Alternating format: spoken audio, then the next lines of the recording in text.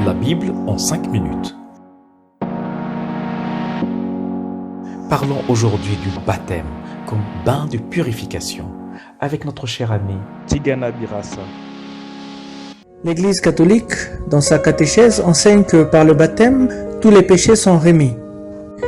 Mais pour bien comprendre le baptême et la purification des péchés, nous devons retourner dans l'ancienne alliance et regarder la loi de Moïse et ses ablutions. Dans les préceptes de Moïse se trouvaient des bains de purification pour les prêtres comme pour les simples citoyens juifs. Par exemple, Dieu avait ordonné que l'on construise une cuve d'airain où les prêtres devaient se laver les mains et les pieds avant d'entrer dans le tabernacle.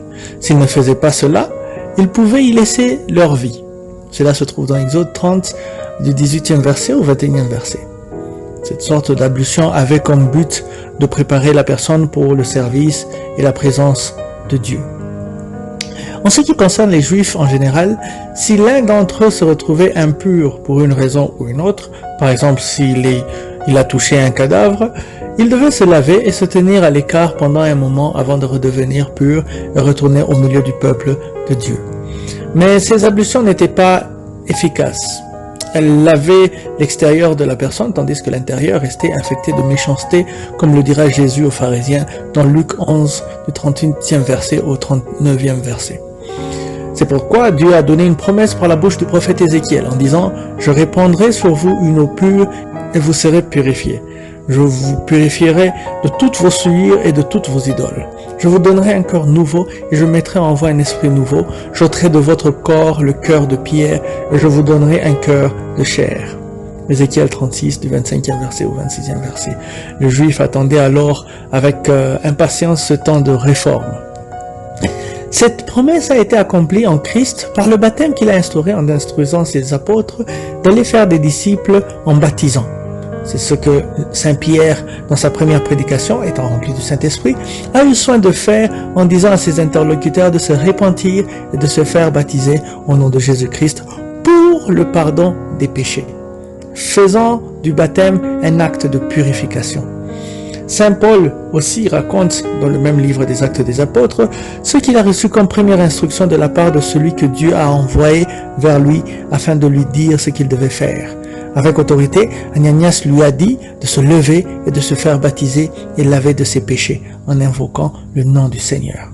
Voilà deux grands apôtres de Christ qui nous montrent ce que l'Église primitive pensait du baptême et l'Église catholique s'accorde avec eux sur ce point. Lorsque le converti se fait baptiser, il est purifié de ses péchés afin de recevoir la présence de Dieu. Son corps devient le temple du Saint-Esprit. La présence de Dieu peut alors descendre sans problème sur la personne. Lorsque le converti se fait baptiser, il est aussi purifié de ses péchés afin de pouvoir entrer dans le peuple de Dieu, l'Église. L'Église peut ainsi recevoir cette personne sans danger de contamination d'une quelconque impureté. Quelqu'un se poserait alors la question de savoir, et si quelqu'un croyait mais ne se faisait pas baptiser, est-ce que cette personne ne serait pas pardonnée de ses péchés? En partant avec la supposition que ce n'est pas par manque d'occasion, mais plutôt que la personne n'a juste pas considéré le baptême comme étant une nécessité, alors il est difficile d'affirmer que cette personne a été purifiée.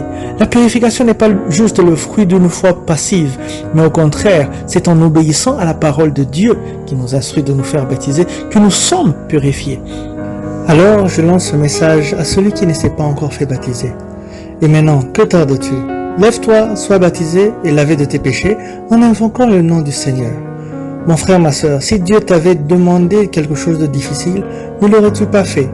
Combien à plus forte raison, tu devrais faire ce qu'il te demande dans sa parole. Sois baptisé et tu seras pur.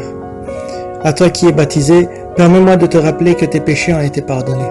Ne sois pas comme ceux qui sont aveugles et oublient la purification de leurs péchés anciens. Sachant que celui qui a fait cette promesse est fidèle, approchons-nous du trône de Dieu avec un cœur sincère, dans la plénitude de la foi, les cœurs purifiés d'une mauvaise conscience et le corps lavé d'une eau pure. Que Dieu vous bénisse. Nous vous disons à la prochaine pour la suite de notre enseignement sur le baptême qui nous fait vivre dans le Christ en nous libérant de l'esclavage du péché.